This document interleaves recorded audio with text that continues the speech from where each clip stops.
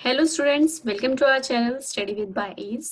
आई hope so आप सब अच्छे होंगे और अपनी स्टडी प्रॉपर तरीके से कर रहे होंगे। तो स्टूडेंट्स, आपने जो लास्ट वीडियो थी हमारी प्रकाश की, उसमें आपने पढ़ा होगा और चीज़ों को समझा होगा। हमने इसके नियम की बात की थी, आपतन कोण, परावर्तन कोण, ये सारी चीज़ें हमने बात की थी। तो मुझे लगता है आपको वो चीज़ें समझ में आ गई होंगी। अगर आपको फिर भी कोई डाउट होता है तो आप कमेंट बॉक्स में अपने क्वेश्चंस को, अपने डाउट को उसमें लिख सकते हैं, जिससे मुझे पता चल जाए कि आपको क्या प्रॉब्लम आ रही है और टाइम टू टाइम आपको उसका सोल्यूशन मैं प्रोवाइड करा सकूं। तो ठीक है, अब हम स्टार्ट करते हैं अपना नेक्स्ट टॉपिक, समतल दर्पण पर प्रतिबिंब। सबसे पहले बात आती है समझने की, समतल दर्पण होता क्या है। बहुत इजी है। जैसे आप अपने घरों में शीशे होते हैं जिससे हम अपना फेस देखते हैं, ठीक है, एकदम प्लेन होता है वो, ठीक है। समतल दर्पण को हम प्लेन मिरर भी कहते हैं, ठीक है। और प्लेन मिरर जो आप देखते हो क्या होता है, उसके पीछे क्या होता है, पॉलिश। जैसे कि मानो ये मैंने प्लेन मिरर लिया है, ठीक है, प्लेन मिरर है, और ये जो मैंने रेड से लाइन डाली हुई है ये क्या है, ये पॉलिश्ड है। तो मैं बोल दूंगी ये जो मेरा दर्पण है ये क्या है, पॉलिश है, ठीक है। तो यहाँ पे लिख दिया मैंने पॉलिश दर्पण, ठीक है। अब हमें क्यों ले रहे हैं, हमें ये जानना है कि इस पे प्रतिबिंब कैसे बनता है, कहाँ बनता है। तो जो जो इसमें चीजें होती है वो सारी मैं आपको इसमें बताऊंगी। जैसे कि मान लो कोई वस्तु यहाँ पे ए बी है, ठीक है। अब कोई लाइट आई, प्रकाश आया कहीं से, ठीक है, वो दर्पण पर टकराया, टकराने के बाद वो किसी वस्तु पे आया, ठीक है। जब भी वस्तु पे आएगा फिर वो वस्तु से भी टकराएगा। प्रकाश के रास्ते में जो भी चीजें आएंगी वो उससे टकराएगा, फिर वापस जाएगा, फिर टकराएगा, फिर वापस जाएगा। ये चीजें क्लियर है। तो एक छोटा सा एग्जाम्पल मैं आपको बताती हूँ। प्रकाश आया कहीं से, सबसे पहले वो किस पे टकराया, दर्पण। दर्पण पर टकरा के सामने फिर वो वस्तु से टकराया, वस्तु से टकराकर फिर दर्पण पर, फिर वापस। ये ऐसे ही करता रहता है जिसकी वजह से हमें चीजें दिखती रहती हैं। अब हमसे पूछा गया है समतल दर्पण पर जो प्रतिबिंब बनेगा वो कहाँ बनेगा। एक मान लो दर्पण के सामने कोई वस्तु हमने रखी हुई है या हम खुद ही खड़े हैं, तो हमारा जो प्रतिबिंब है, हमारी जो परछाई है वो कहाँ बनती है, हमें पता है दर्पण के पीछे बनती है, ठीक है। तो हम दर्पण में ही तो अपनी परछाई देखते हैं, तो उसी को हमें डिटेल में पढ़ना है। देखो, और वो कैसे दिखती है, जैसे मैंने बताया प्रकाश आया, किस पे, दर्पण पर टकराया, फिर हमसे टकराया, फिर वापस दर्पण पे, फिर हमसे, ऐसे होते हुए हमें परछाई दिखती है। अब वो परछाई कहाँ दिखेगी, दर्पण के पीछे। तो ये जो मैंने आपको ग्रीन लाइंस में दिखाया हुआ है पीछे, ये देखो, ये जो मैंने ए डैश बी डैश दिखाया ये दर्पण के पीछे बन रहा है, ठीक है। दर्पण के पीछे ये क्या बना है, प्रतिबिंब बना है। तो आप हमेशा ये चीजें याद रखेंगे, बहुत इंपॉर्टेंट है। समतल दर्पण पर जो प्रतिबिंब बनता है वो कहाँ बनता है, वो दर्पण के हमेशा पीछे बनता है, ठीक है। अब एक चीज देखो, ये दर्पण के पीछे बन रहा है, पहला पॉइंट हमें समझ में आ गया। दूसरा, जितना वस्तु, वस्तु ले लो, आप खुद ही खड़े हो, जितनी वस्तु की क्या हाइट कह लो, जितनी उसकी हाइट होगी उतना ही हाइट का क्या बनेगा, प्रतिबिंब बनेगा। जैसे कि आप खड़े होते हो, ऐसा तो नहीं है आपकी हाइट 5 फुट है तो आपका प्रतिबिंब 4 फुट का बन रहा है, ऐसा तो नहीं होता। 5 फुट है तो आप 5 फुट ही दिखोगे, 6 फुट है तो 6 फुट ही दिखोगे, ठीक है। तो एक एग्जाम्पल ले लेती हूँ। मान लो मैंने बोला, क्या कहते हैं, ये जो मैंने वस्तु ली थी ये कितने मीटर की है, ये 4 मीटर की है। साइज की बात करते हैं, ठीक है। मैंने बोला ये 4 मीटर की है। जो दर्पण के सामने अगर 4 मीटर है तो दर्पण के पीछे भी वो 4 मीटर ही रहेगा साइज, ठीक है। ये दूसरा पॉइंट। पहला पॉइंट क्या था, प्रतिबिंब कहाँ बनेगा, दर्पण के पीछे। दूसरा, साइज जो रहेगा वो क्या रहेगा, समान रहेगा, बराबर रहेगा, ठीक है, जो आकार रहेगा वस्तु का, ठीक है, वो रहेगा।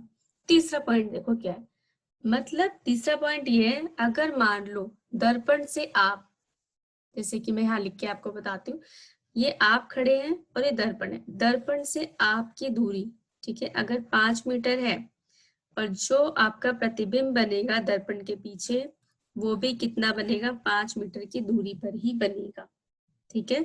जितना दर्पण के आगे की दूरी होगी उतने ही दर्पण के पीछे की दूरी होगी। ये चीजें क्लियर होनी चाहिए आपको।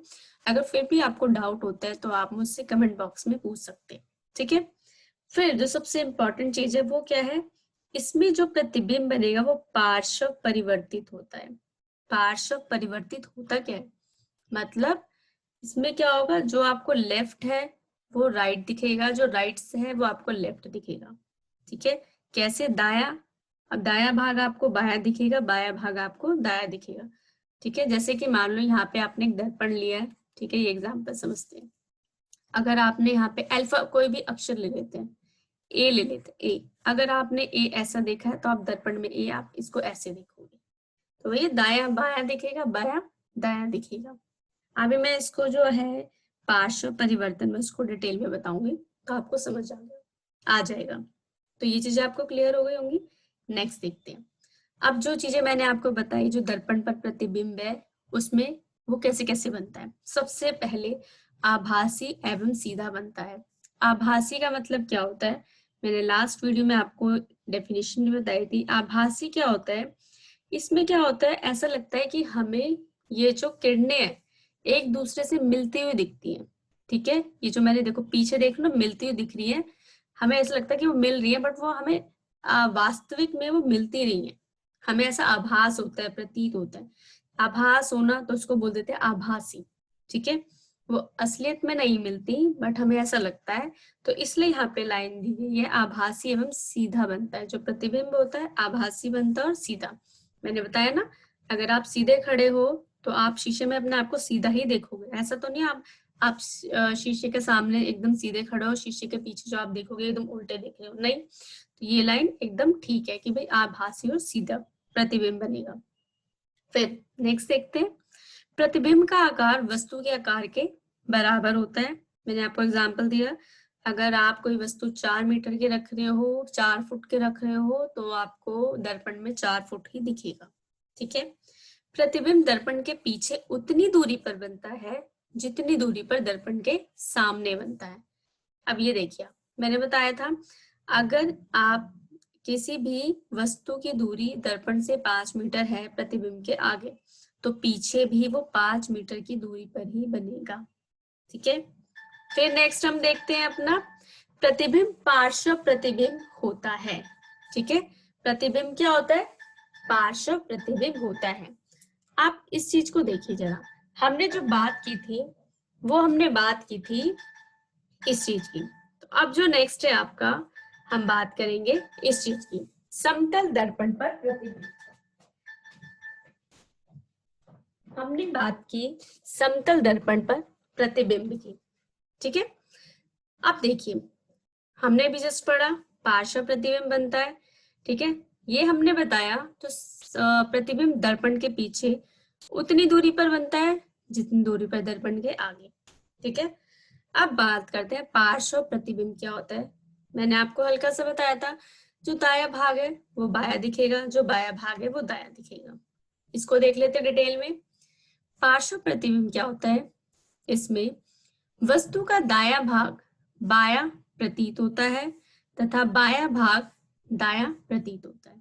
ठीक है, कैसे, आपने देखा होगा जो एम्बुलेंस की गाड़ियां होती है, हम कहते हैं अरे इस पे तो एम्बुलेंस उल्टा लिखा हुआ है, बट वो उल्टा नहीं होता है ना, वो गलती से लिखा जाता है।